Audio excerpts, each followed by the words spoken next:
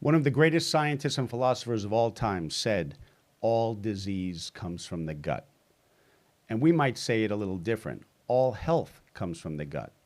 In this podcast, we're going to discuss everything you need to know about digestion and gut health. I just saw some research that antacids are always in the top 10 leading medications for Americans. What does that say about America's gut health? Well, it's under assault, right? Just look at the history of antacid television commercials. So I think for many years now, it's been in the top 10 blockbuster drugs that are out there, whether they be prescription or over the counter. And the commercials are always the same. They show some guy, he's at the game with his son, he's eating a chili dog, and then he finishes eating and he's like, oh. And then he takes the drug, and then he's happy because he can eat the chili dog and not have the affecting him anymore. Right. So his body's telling him he's eating poison, and he's telling it to shut up. Well, say that way. So the body. Well, think about why is the stomach responding to the chili dog? Because the chili dog is an assault on the stomach. Mm-hmm. So then he has indigestion, and then he takes a pill that allows that horrible food to now be tolerable. And now he's happy, and then It's a joyous moment. And from my perspective, that's the craziest thing I've ever seen. Like, that's a crazy commercial. So now, what if... Why would you want to take a drug to put things in your body that your body doesn't want? So how many of you out there have a great diet, you're eating healthy food, and you still get acid reflux, or you still get some kind of gastrointestinal symptoms? So it's not just the poison that we're eating, although they make great television commercials for that, for people who want to continue to poison themselves and tell their body to shut up. There's also a population of people who have unhealthy guts that have a really good diet. Mm-hmm. And then the question becomes, well, shouldn't the good diet fix the problem? And in many cases, yes, but in some cases, no, right? There's an assault on our gastrointestinal system that's not only coming from food, it's coming from our immune systems being hyperactivated because we live in a more toxic environment. It comes from mold. It comes from so many different places. We have to say, all right, well, what's happening when I take an antacid and I feel better? And when I know what's happening, then what can I do to fix it? And that makes things a little bit more complicated. Well, I don't know many people that see as many patients as you do in clinic as far as diet and nutrition and dealing with metabolic function. So what are some of the top, common symptoms that people are walking to your office with? Yeah, so basically, it's funny. I do focus primarily on blood work to the point where if I take a good clinical history and I look at the blood work and I make the corrections that are necessary, it becomes less necessary to do more diagnostic testing. And that's true for gut symptoms as well. And you would think, oh, I should do a stool test, or I should have a colonoscopy, or I should do all of these things.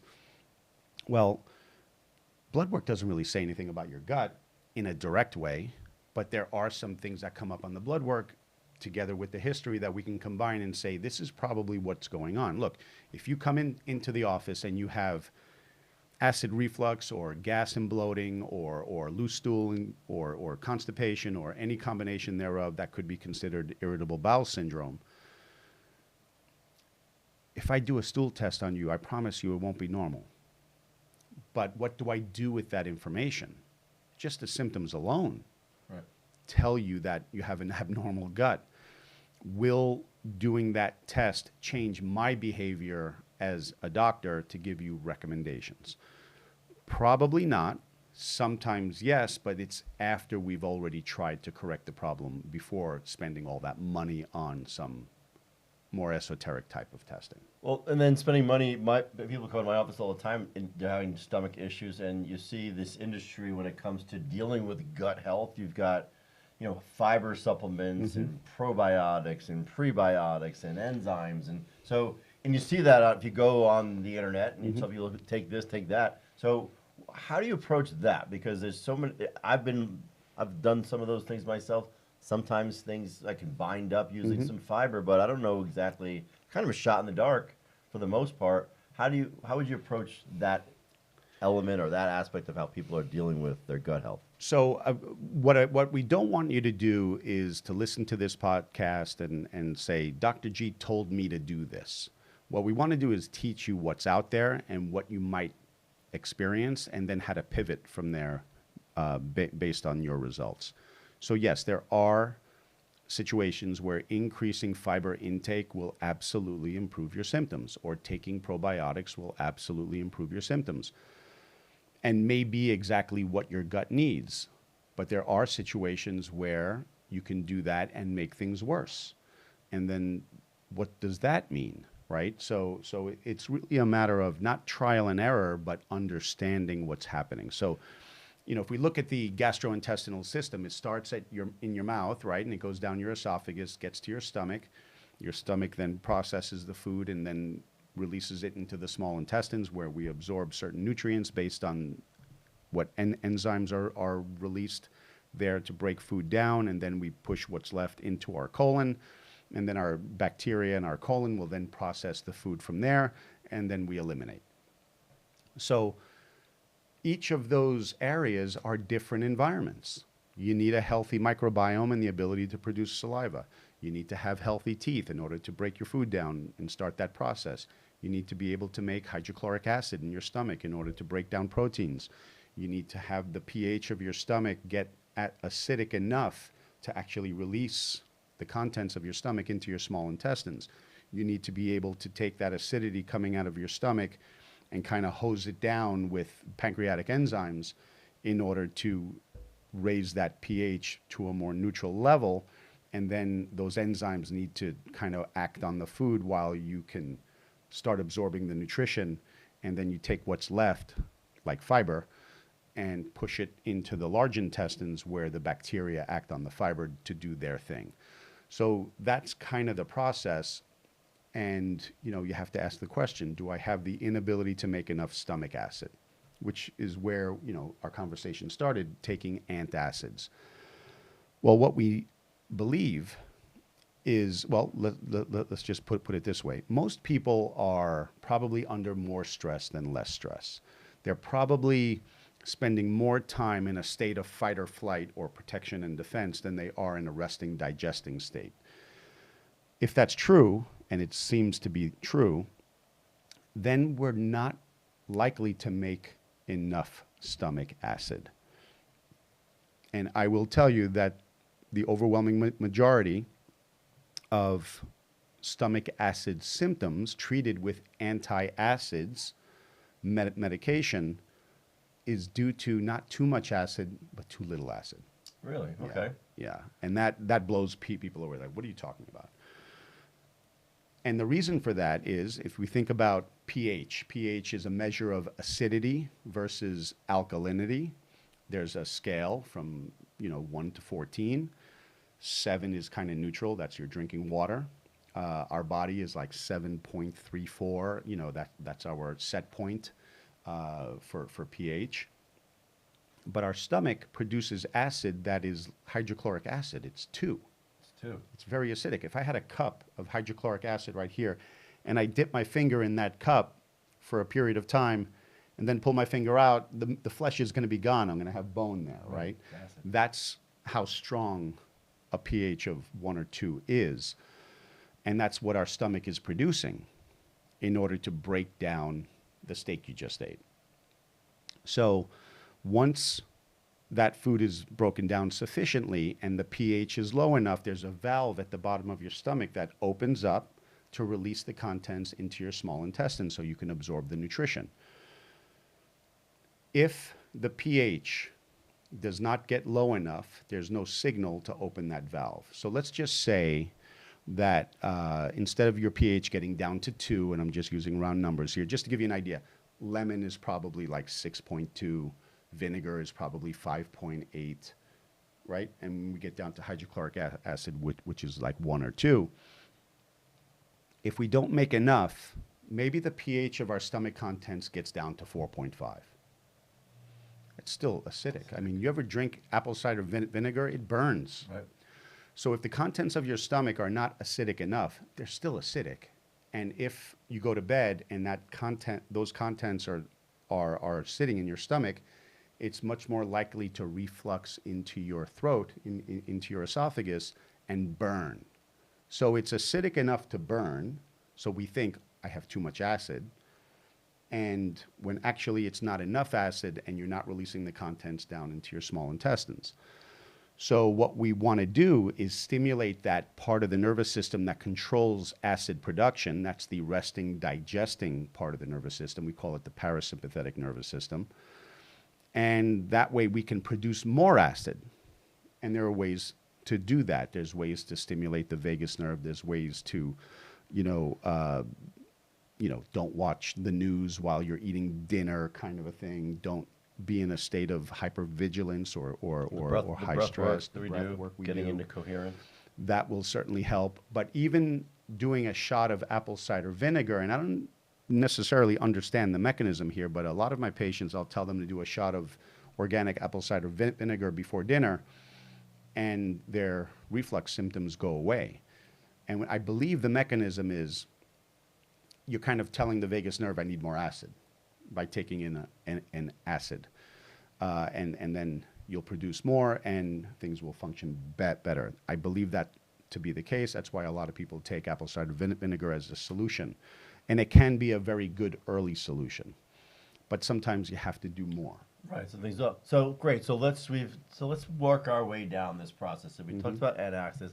Now we've also mentioned fiber, and fiber's always been kind of a go-to if your digestion is off or you get loose stools. You can kind of. So tell me a little bit about the pros and cons of fiber.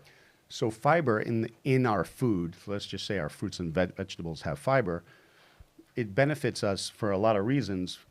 The two main ones seem to be that the fiber, well, let's put it this way. Fiber is indigestible to mammals. We cannot take the contents of the fiber, break it down and take what's inside the fiber and use it as nutrition. So if, a lot of people say eating vegetables is low carb. Well, vegetables are all carb. But much of that carbohydrate is locked away in fiber that we can't digest. Okay? So vegetables are all carb, but we consider it low carb because we can't break down the fiber. So we can eat a volume of food without spiking our sugar. So we don't have the enzymes to break down that particular fiber, so it goes through as bulk. Correct. And there's a benefit to that. Correct. Enzymes don't break down fiber. What breaks down fiber is bacteria in your colon. So going back to that description of stomach, small intestine, large intestines, most mammals have that system. So just to correct myself, because we don't have the enzymes to break down fiber, it goes through in bulk. But because we have bacteria in our colon, the bacteria does the job, not us. The bacteria use the fiber as food. They're happy. They multiply. We get better microbial diversity in our gut in the presence of fiber. And in exchange, the bacteria gives us short-chain fatty acids. And we use that short-chain fatty acid. Now, again, it's not a carbohydrate. It's a fat. You're turning that fiber into short-chain fatty acids, and that is very beneficial on a lot of levels for your immune system and other energy systems that we have in our body. But in the family of mammals on our planet, humans have the largest small intestine and the smallest large intestine compared to other mammals. Let's just take a gorilla, for example. A gorilla has the smallest small intestine and the largest large intestine. That's why gorillas, while they can benefit from animal products, meaning meat, they mostly are eating plants. Why? Because they have a gigantic colon filled with bacteria to process all of that fiber, what is indigestible to us and indigestible to them from an enzyme standpoint further up. And the bacteria in exchange give them the short-chain fatty acids that they need. So when a vegan says, look, gorillas are vegans and they're 300 pounds of muscle, they build muscle. Well, they do so, correct, but because we have the smallest large intestines, we can't handle that volume of fiber. Wow. And that fiber, when it overwhelms us, can create all kinds of symptoms. So you can overdo it with fiber. Now, that bacteria is supposed to stay in the large intestines. There's a valve in the connection from the small intestine to the large intestine that closes. That closure prevents bacteria from climbing up where it doesn't belong in the small intestines. If that valve is not closed all the time, bacteria climbs up into the small intestines where it doesn't belong and creates fermentation of fiber in your small intestine where you shouldn't have fermentation. And now we have gas, bloating, and then that can trigger actually constipation and diarrhea or loose stool. They call it SIBO, small intestinal bacterial overgrowth. And in the world of functional medicine, there's a lot of, I believe, mistakes people are making saying you have bad bacteria. Maybe you have good bacteria in the wrong place. Maybe that's the problem. Interesting. So if we have the smallest large intestines, we probably shouldn't be eating like a gorilla. If we have the largest small intestines, well, then what does the small intestines do? It uses enzymes to break down protein and fat. Wow. So the enzymes in your small intestines don't do anything for the carbohydrate. That fiber is going to go into the colon to be processed by your bacteria, not you. But in the small intestines, we're using enzymes to break down protein and fat. So if we have the largest small intestines, maybe we're designed to have more protein and fat than fiber. One might conclude, right? Mm-hmm. I thought the whole idea that the gorilla is getting the massive size from the fatty acids created in the large intestine is really interesting, Mm-hmm. and a great takeaway today, because I didn't know that as well. Because you hear that a lot, and you see these large, land animals that are, many are vegetarians Mm-hmm. even, and they're using that as hey, if they can, maintain that sort of body mass using vegetables, then you don't need meat, and you just debunked that. So I like that. I appreciate you. By the way, a gorilla that is eating 95% plant food, and that means they sit there. A gorilla is not doing high-intensity workouts, right? A gorilla is spending most of its days sitting on its ass, consuming food. Let's just say 16 hours a day consuming food, because there's such little nutrition in that food, and they have to feed that fiber in their large intestines to get their nutrition. The majority of time a gorilla spends is eating and having sex and whatever. They're not doing a whole lot as far as, when they fight, they don't fight all day, right? Okay. They're not running around. They're not building things. They're not going to the gym. Yet they're mostly muscle. And their physiology is built that way. And we are built that way to an extent, to a limited extent, I believe. So is more fiber always better? Maybe not, especially if you're symptomatic. Fiber could be a problem. Okay. So along our travel down the digestive tract, now we're going to get to probiotics. Mm-hmm. People talk about them all the time, and used to be able to buy them in the store. Then you had to buy them in the refrigerator. There's been so many different things that go on there. I just stopped taking this stuff altogether because it was confusing. Mm-hmm. So tell us all about probiotics and if we need them and what that's all about. Pros and cons. Yeah. So the probiotic, if you're taking it orally, it's got to get past your stomach acid. Acid will destroy bacteria. It's got to get into your small intestines, kind of get through that, and then make it to your colon. So, we take capsules that were initially like 5 billion colony-forming units or units of bacteria, and then it's like, no, it's not enough. We need 50 billion, and then 100 billion, and then there are products out there. Would a suppository work? Yeah, sure. Do they have those? They do. As a matter of fact, that's the basis behind a fecal transplant. You take somebody who's healthy colonic environment, you take their fecal matter and actually transplant it into somebody else, going through the colon. Mm. So that's the ultimate infusion of bacteria. I don't know if Yeah. I want someone else's bacteria in my colon. But I digress. But talk about probiotics clinically. Do you work with them? Tell me the benefit.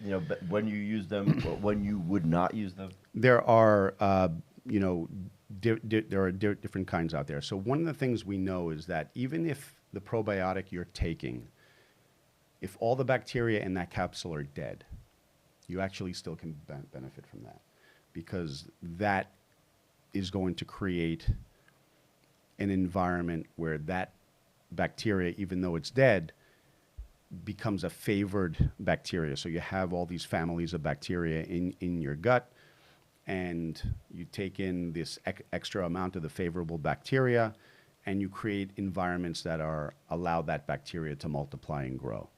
Then there are spore based probiotics, where they're in the pre-bacterial form in a spore, and the spore can survive that trek from your mouth, through your stomach, through your small intestine, into your colon, and then those spores become live bacteria in your gut or in your large intestines. But I believe there's a again, the world of the microbiome is very new science. So we just have this belief that more diversity, the better, the more bacteria, the better, just more is better, and more diverse is better, and that there's evidence for that. But there is no human bacterial environment that would be normal. And here's what I mean by that. If you're the Inuit in the Arctic Circle, and the majority of your food is coming from seals and caribou, very little plant food, do they have unhealthy colons? I don't think so. They actually suffer from chronic disease at levels that we could only imagine that we could have. They don't die of the things that we die of. They're healthier. They're healthier for a lot of reasons that are not related to the microbiome. But they have a gut environment that's going to be different than somebody who lives in the Dominican Republic, where there's an abundance of tropical fruits and vegetables that are available multiple months out of the year. And so your environment will dictate your microbiome, and your microbiome will adapt, and your gut should adapt to being healthy in the environment that you put it in. And the truth is, if I do a stool test and I look at my microbiome in October and compare it to April, it's going to be different. It's just going to be different. If you live according to your environment and you don't consume fruits and vegetables, from December through May or June, that's kind of how most humans lived. If you live in the northeastern United States 10,000 years ago, you're not consuming plant food during those months. You're consuming meats and fats, and then in the summer there'll be vegetation, and of course you'll partake in what's growing out there, and you'll get some fiber and plant food into your system, and your microbiome will adapt almost on a daily basis based on what you're putting in it. So this idea that, you got to eat bananas, and do you have to eat bananas in January in New Hampshire? There's no bananas growing in New Hampshire in January. There's no bananas growing in New Hampshire anyway. Right. So doing a stool test and saying, if we compare this to normative data, you're abnormal. Well, maybe you're just not common, right?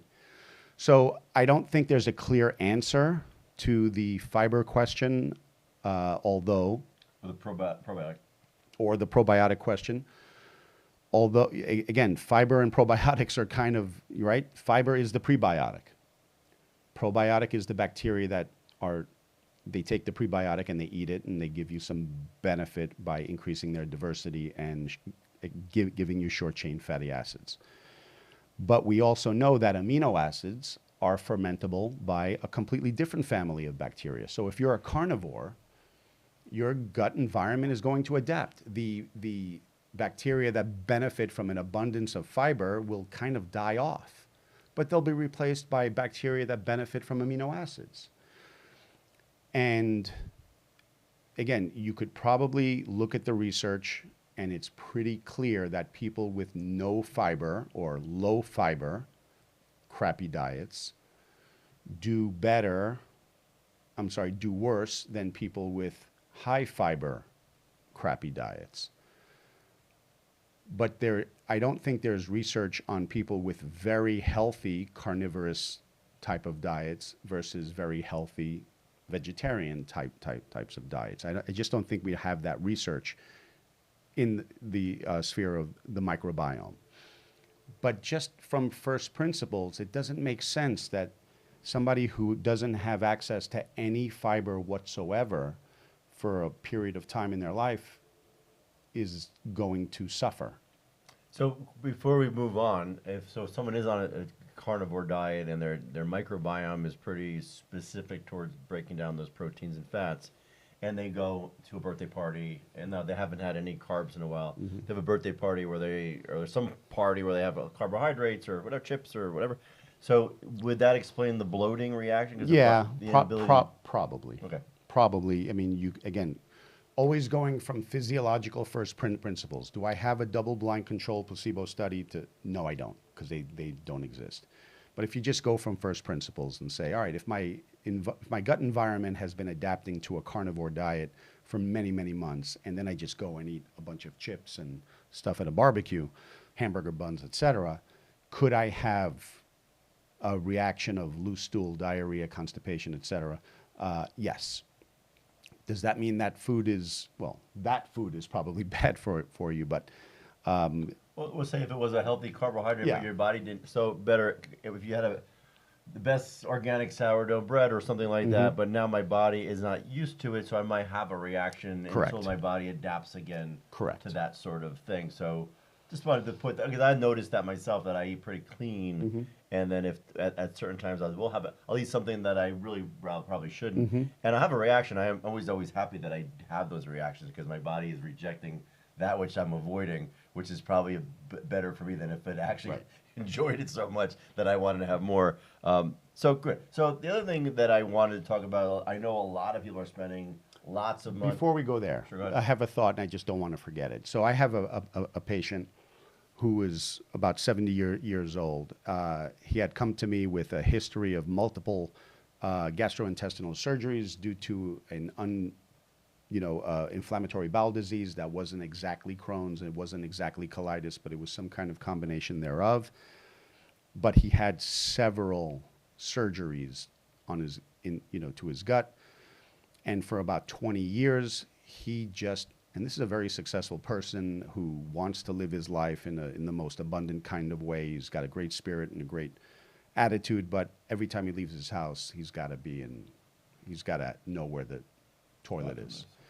And that's a prison in my mind. He also suffered for most of that time with multiple severe cluster headaches on a weekly basis, and that required him to take some pretty aggressive medications.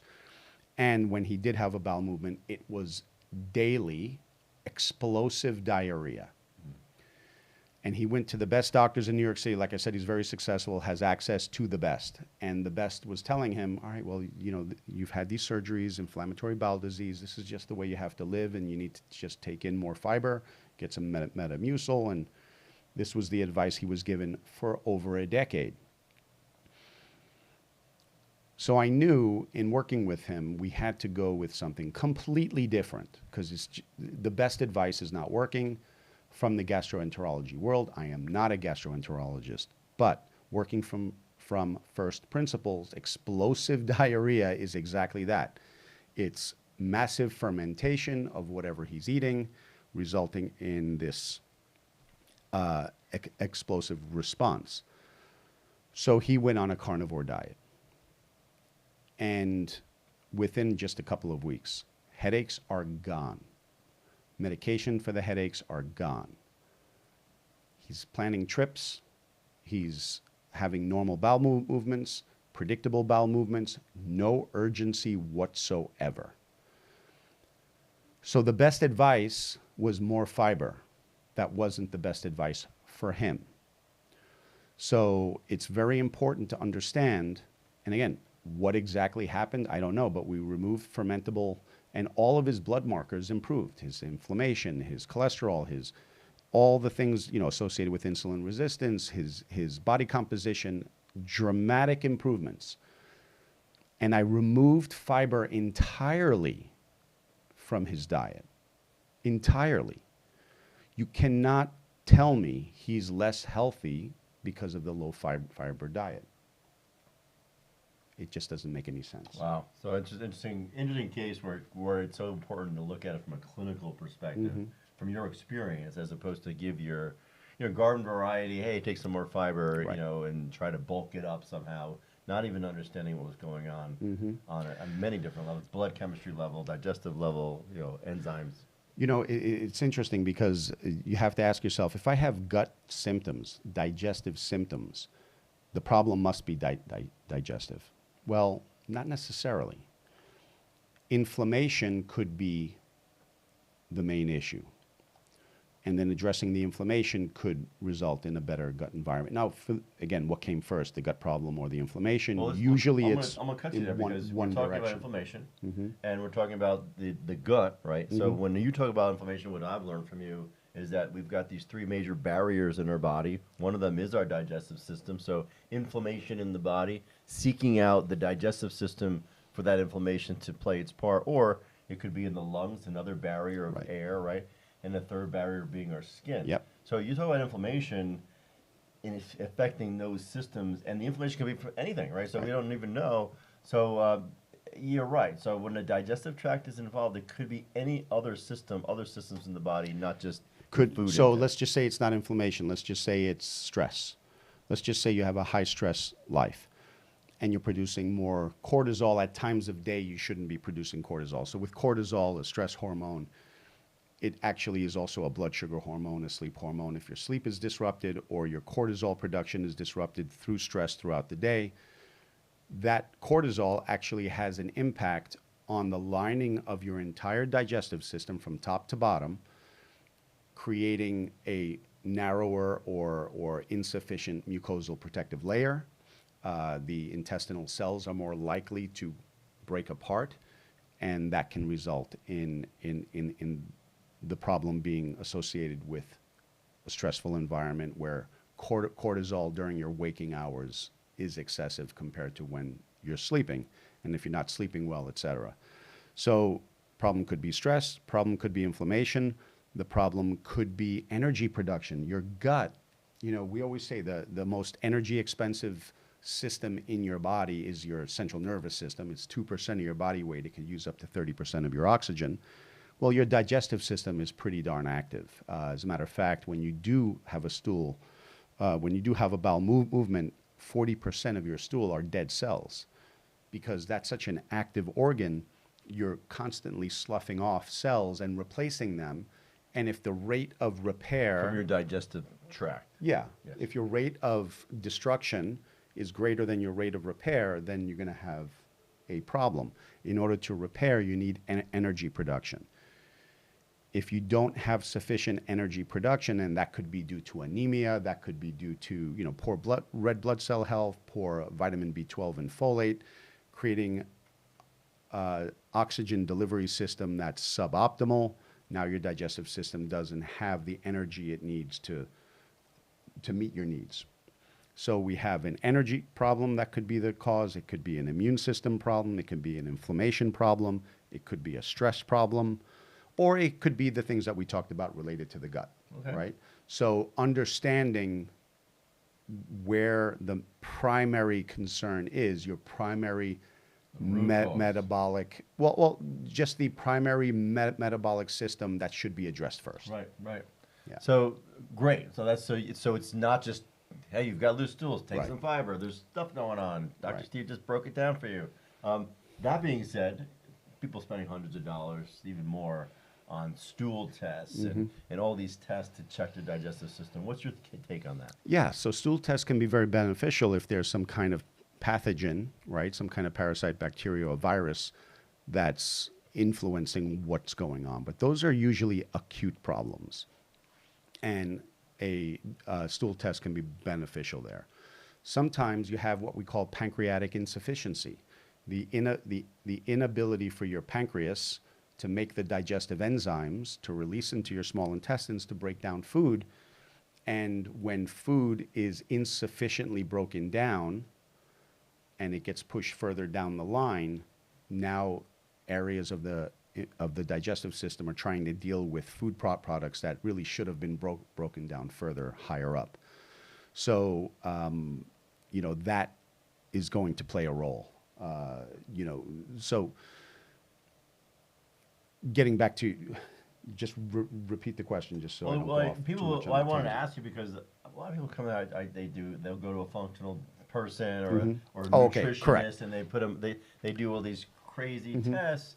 And I know that you tend not to do those tests right away. That's not your first line. It's at not my all. first line, no. Right, so break that down for people, because I think you hear get a stool test, or maybe they're guiding their treatment based on those tests. Early in my career, I did all the tests because I didn't know it. I didn't know much. Right. I knew basic principles. I wasn't as able to kind of tie things together. And now I find that let's address the low-hanging fruit first. And if we get resolution of the concerns, great, we don't have to go further. But I will say that I went from doing probably hundreds of stool tests early in my career per year to doing just 1 or 2 or 3 per year now. Because sometimes we do have to look at that. But pathogens are real.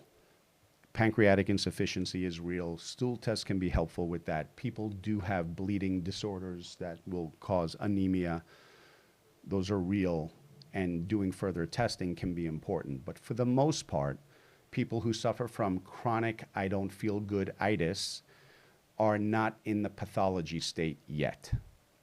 So we try to address systems instead of symptoms. And when we address the systems and the symptoms persist, we can always do the additional testing. Right, because if someone has indigestion or digestive issues, and then someone's just saying, go get a stool sample, you're already saying, well, patient, you're telling me something's wrong with your stomach issues, and we're going to look at just this stomach and see what's going on. Where you're saying, we just talked about how the fact the digestive system is a barrier, and it could be an indication of any of these other systems going wrong. So blood work, right? Looking at systems from a functional perspective, physiological perspective, looking for things that could be going wrong in the body, not just the digestive system, will probably is a much better net to cast. You're probably going to see much more specifically what's going on, and there's a really good chance that it's not a primary gut issue anyway. Right. Right. Wow. So the gut symptoms can be caused by other systems, or maybe the gut systems are secondary to those other systems, and addressing the primary issue comes first. This is obviously a scenario where your clinical experience trumps any academic research, or anybody that's like only look. And that's one problem with what I feel about with your medical doctor is they are so specialized that most likely you're going to go to someone who's focused. Their whole focus is the digestive system, and a lot of times maybe they're not able to see from perspective of a functional, holistic. We'll use the word holistic because the whole body is involved, not just one system. You are many systems working together. And the cardiologist who's going to say, well, population-wide, lower cholesterol is just better, so let's get everybody to lower their LDL cholesterol. And maybe statistically that would work, but patients are individuals. They're not compilations of 10,000 people. So same thing with the fiber question. In general, give people with standard American diets, over a population of 10,000 people, more fiber. Statistically, you're going to have better outcomes. Does that mean every individual that walks into your office is going to benefit from that? No. So this is where AI, which is based on all of that, compendium of research, is not going to be as helpful to you as an individual. Right. And I look at when I work with people, when I work with their autonomic nervous system, right, they're going to have digestive issues. They're going to have heart issues. Right. They have lots of system issues. But when they're able to do the work that I do with them to lower their heart rate variability, we notice a lot of those indigest. So they're going to the doctor for these symptoms, and the truth is it could be an overall chronic stress issue. It could be other things that are going on that you kind of miss it when we just narrow in on those specialties like that. I engaged in an exercise over the last couple of years, And it was, how can I create a questionnaire that, instead of having detailed information coming from blood work, can I ask certain questions that allow me to be predictive about the different systems in the body that could be your primary concern? And we created a questionnaire that actually is very predictive of what the blood work would show, and allows people to go in a direction to make some changes to see if there's benefit from that. And, we found that there are 5 categories. The 5 categories are the inflammation system, the immune system, the digestive system, your stress system, and your energy production system. And those 5 categories allow us to say, okay, based on this questionnaire, address that primary concern, do it for, let's say, 12 weeks, which is a really good, healthy amount of time. And if you get benefit from that, okay, maybe we don't have to do your blood work, maybe you resolved your problems, or you've reduced your symptoms enough to say, you know what, I want to dig further and now get my blood work done. Was this available? Yeah. Can we have the link below here? We're going to put the link in the notes below. You can take that quiz yourself. It's free, and you'll receive some email instruction from us on what to do from there. Fantastic. That's so good. Make sure you do that. You always like to end with why would people listen to us? What's the difference between a podcast like this and maybe some of the other ones that are out there that are giving great health advice? Well, I would say that you and I are coming at it from a philosophy that says we're designed to be healthy from birth to burial. I think we should have a tendency for our bodies to be healthy from the day we're born and to strive for health until the very end. So kind of like healthy, healthy, healthy, healthy, and then all of a sudden we're unhealthy and then boom, we're dead. Like that would be the best, right? Instead of healthy, healthy, healthy, declining, declining, declining, decades are going by while you're declining, suffering, suffering, suffering, suffering, and then death. So if we're innately striving for health, removing barriers and interference for the expression of health is our philosophy. That's not the medical paradigm. It's just not. The medical paradigm is to identify disease and treat it, or to treat something to hopefully prevent disease. That's fine. There's a good place for that. People do have disease and they do need medical care, but you also have to support the things that make you healthier. And if you're alive, I don't care if you're 90 years old, there are principles we're talking about here that apply to you in diet, nutrition, and fitness, and sleep, and stress that will benefit the oldest in our population as well as the youngest. And I think one of the biggest things we really want to help people with is we know that there's a lot of information on the internet. There's a lot of great podcasts out there. We listen to them ourselves. But to be able to weed through it from a clinical perspective, right, knowing that not everybody responds the way that you might think, and you may not respond that way, and knowing that it's okay to question and get the right information. We question everything. Mm-hmm. We do everything based on measurement and objective data, whether it's heart rate variability and autonomic nervous system, the blood work and the metabolic disease, functional movement assessments. These are the things that you want to do when you're taking care of yourself. You want to grow because you want to create a baseline and then understand that there are metrics to go for. There's goals that you can create, and we want to help you get there because it's going to have you have a better experience in your life, healthier, happier, more energy as we age. Yeah, and if I could add to that, I mean, I'm a big believer that AI is going to be an overwhelmingly positive force for health and for information. But there's such thing as too much information, right? I think the questions that you have asked for yourself from ChatGPT that may have given you answers or insufficient answers, listening to a podcast like ours can say, okay, what ChatGPT told me on this subject, you guys are talking about it based on your clinical experience and what you've seen with your patients and clients. Then you can start to say, all right, here's the first step that I want to take or try. We're not giving you medical advice. We're saying here are the first principles on giving your body what it needs to express health. When you do that, some symptoms and diseases actually go away. And if they don't, and your medical doctor's there to treat that disease, you can help your doctor by making yourself healthier in all the other aspects of your life. So I think that's the main reason to listen to us, because we're coming at it from the right philosophy, or the health-oriented philosophy of where health comes from, and we're bringing 30 years of clinical experience. Right. So if you want more of that, make sure you hit the subscribe button. You're going to hit the notification bell so you get all the notifications. And you're going to make sure you're going to take that survey Dr. Steve mentioned today. Yeah. I would love to hear how you do with that. Comments below. We read them all. We get back to you. And we want to be able to help you navigate what seems to be sometimes the wild west of health out on the internet and ChatGPT. Let us be your partners as we go through and navigate your next health level together. See you next time. All right.